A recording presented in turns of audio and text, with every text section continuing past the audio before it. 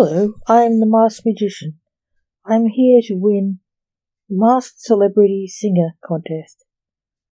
I won't tell you how to do magic, but I will enchant you with my voice, said a man in an over-the-top magician's outfit who looked quite handsome in his black and white tux.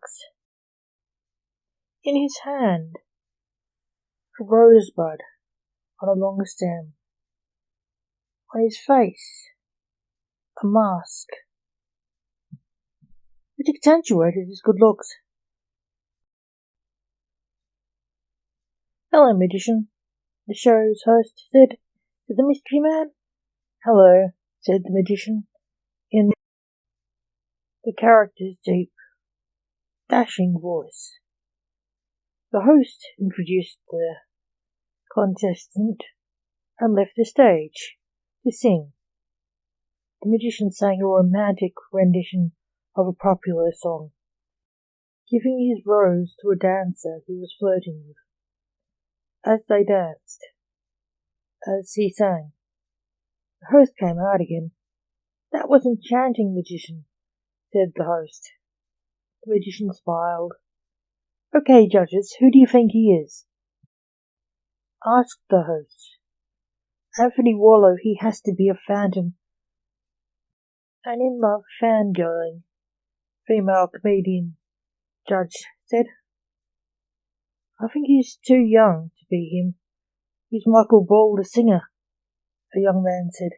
He's as old as Warlow, said the comedian. The magician looked like he was in his 20s. Is he? Said the young man. I think he's Hugh Jackman, said the last judge. He played a magician in a movie. The magician reacted as if maybe him. The magician left the stage. On walked a person dressed as a goldfish. Goldfish introduced themselves in a wacky way, and the host greeted the fish, who sang a fishy song. The host walked off stage, watching the goldfishes act. Beside him stood the magician, looking normal and off guard. She's good, said the magician in a light tenor voice. She is, magician, the host said. Then a shot rang out. The magician looked shocked when he saw a strange thing. A grim reaper walking over to the host, who lay dead on the ground. Sorry, Blake, someone shot him. We don't know who, said the reaper to the magician. Has this happened before? Asked the stage manager's assistant. Has the stage manager managed the disaster? Call the police, was all the magician said. He knelt looking at the bullet hole. Don't touch anyone, shouted the stage manager. Magician, don't do that, said the stage manager, seeing Blake touching the body with a handkerchief. No, why? You need a handkerchief. Midnight? A man who appeared out of thin air said. I'm a witness, Fox, said Blake. What took you so long to get here?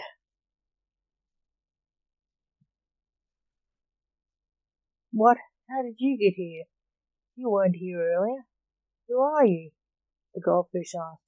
He's the police, said Blake. So is he, said the fox, who appeared to be a magician too. Him? Said the goldfish. Yes, he's our coroner, said the fox. Coroner, said the stage manager. I think I'm off the show, said Blake. No, you can help us find the killer, said the fox. What have you found out, Midnight? Why are you calling him Midnight? Asked the goldfish. That's his name. Midnight, Blue Midnight, said the fox. Is Blue Midnight? The magician? The Emperor of the Solar System? I thought he was just a hack magician, said the goldfish.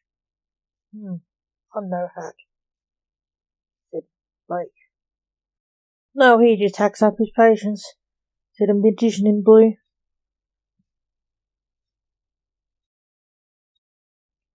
Butterfly, did you smell death? Said Blake. No, I was at the police station. I came with the Red Fox, said the magician in blue. Is he one of you? Asked the goldfish.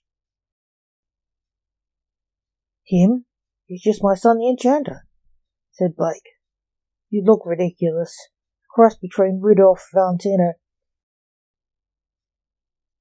and Val Valentino, the masked magician. You pretty boy, are you trying to romance Sailor Moon?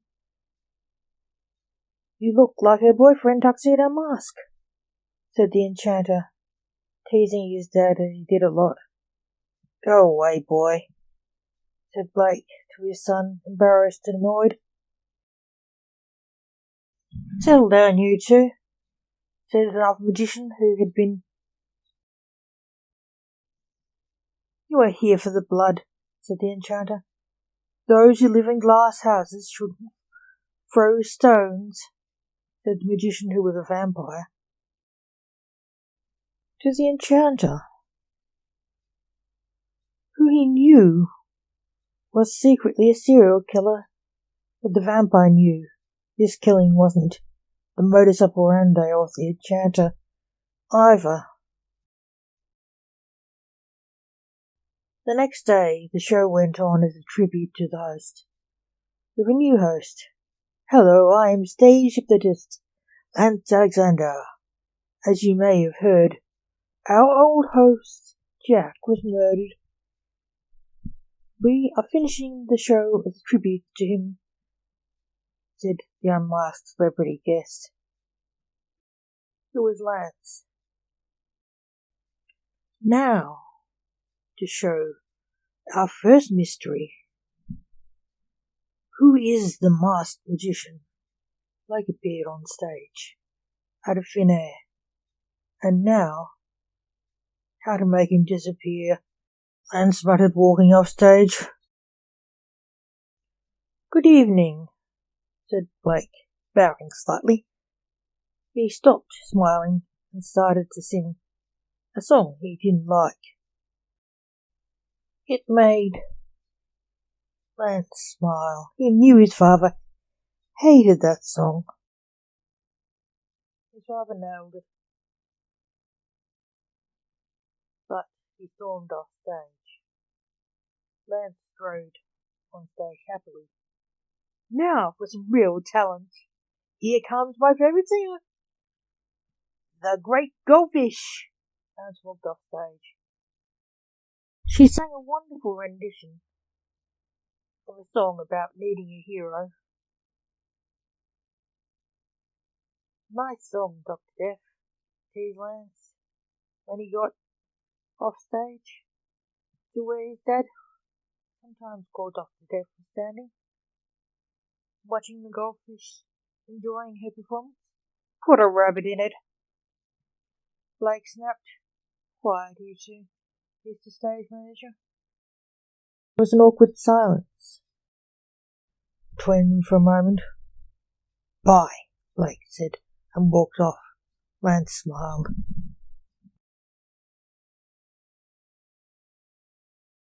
Later, Blake sat in his dingy little office, doing paperwork on a table with piles of paperwork to do.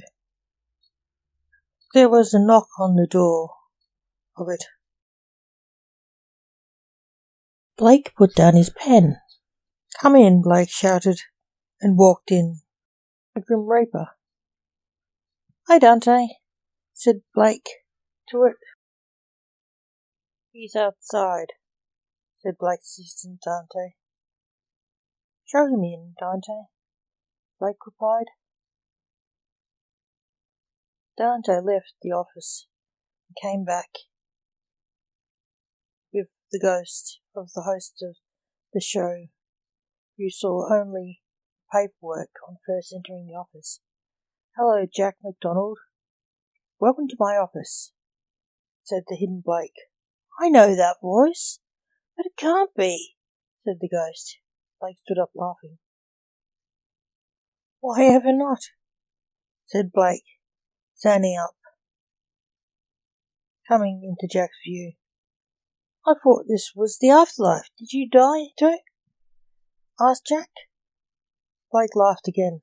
"Of course not," Blake said. "Who are you?" Jack asked. "He's the king," Dante said, as if it was ridiculous, him not knowing who Blake was. "Of what?" Jack asked. "Of here. He administers this place. And all here is done by his will," Dante said. "He rules the afterlife.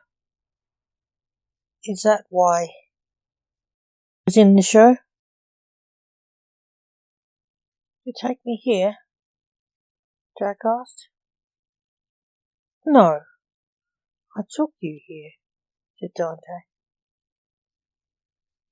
"I was as surprised by your death as you were," Blake said. "I help the police solve crimes sometimes." "Are you telling me you are investigating my death for the police?" said Jack. "I am. The show is continuing to trap your killer," said Blake. "Are you in it?" asked Jack. "Yes, even if everyone knows who I am." "Mad as it is," Blake said. "They know who you are? This is fraud," said Jack. "True. But I won't win. It's in the new contract Dante wrote up for me as my manager," said Blake. "I'm working with my son to weed out your killer. Only."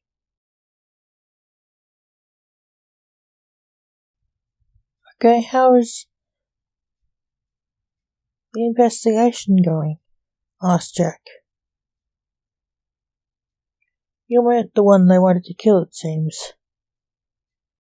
"We know your killer. We just can't find him," said Blake, sadly. "Who?" asked Jack. "The Phantom of the Opera," said Blake.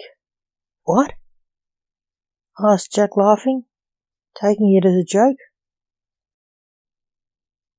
"Brian Denny played the Phantom. He's been sending hate mail to the goldfish," said Blake. "Then why did he shoot me?" asked Jack. "He's a bad shot. He could have shot me. You were in the way of the bullet." "He was trying to shoot the goldfish," said Blake. "Who is she?" asked Jack. "His ex-wife, Kelly Dean," said Dante. "She's hoping to draw him out by performing," said Blake. "Elsewhere, Lance, I'm scared," said the goldfish to the new host of the show in her dressing room. "Don't be. He's a bad shot. He couldn't shoot you if he tried. The only reason I said yes to your dad's idea to catch Brian was you and him being here to protect me from him," said the goldfish.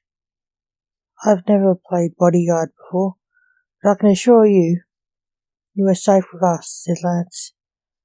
"I hope, Lanceford. I believe in you too," said the goldfish. Lance smiled.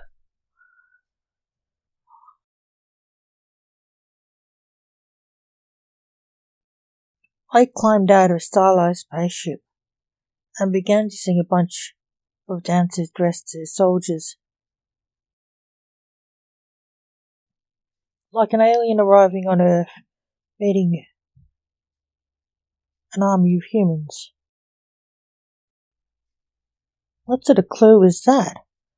Person watching it on TV later. On another TV show called Gigglebox. Oh, he's an alien, said another person watching it.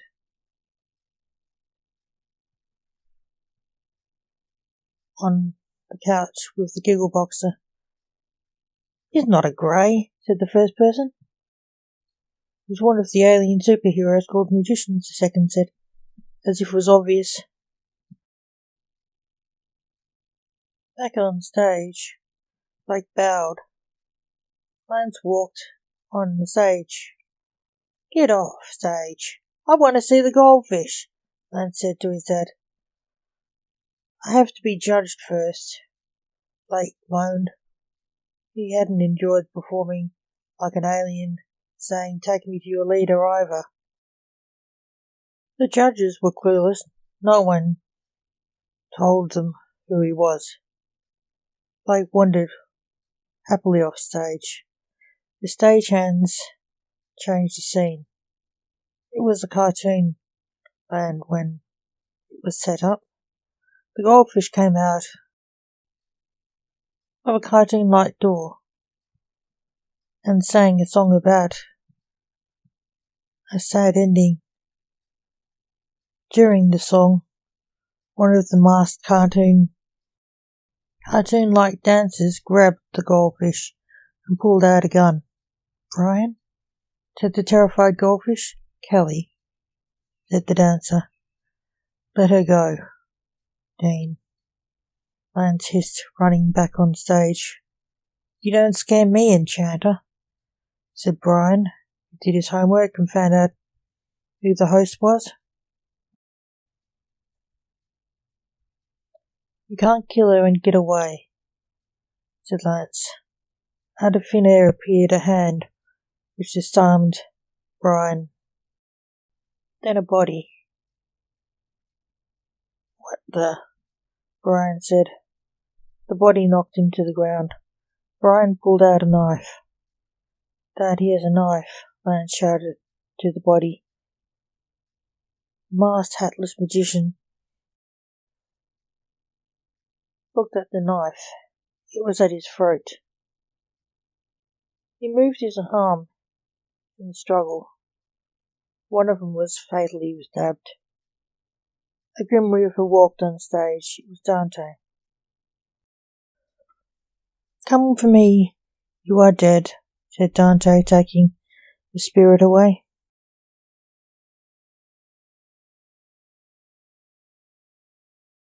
Lance sped to his father's side and knelt down looking at the blood on his neck. Can you take him off me? I can't move, the survivor said. Lance moved the corpse and helped up the survivor. Darn, you survived. Lance moaned. You would say that, you sadist, grumbled Blake, removing his mask. Stuffy mask, Blake said. The goldfish took off her head mask. Looking at Brian with mixed emotions, she knelt and closed Brian's eyes.